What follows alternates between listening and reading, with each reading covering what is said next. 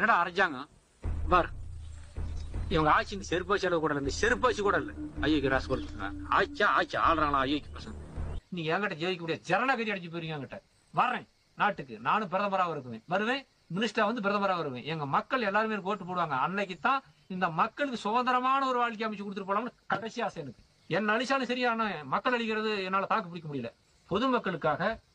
சுதந்திரமான வாழ்க்கை அமைச்சு கொடுக்குறேன் இதுக்கு மேல் அரசியலை பத்தி பேசுறேன் தயவு செய்து நல்லா கேளுங்க மக்களே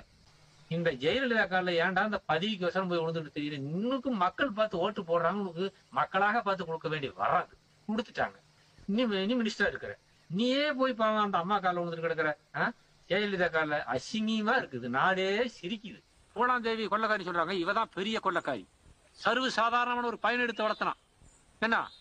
அந்த வளர்ப்பு மகனுக்காக 118 கோடி ரூபாய் செலவு பண்ணா யார் விட்டு போனா அவங்க அப்பம் விடுதா இல்ல அவங்க அப்பஞ்சம் பறிச்சு வச்சு போனோமா எல்லாம்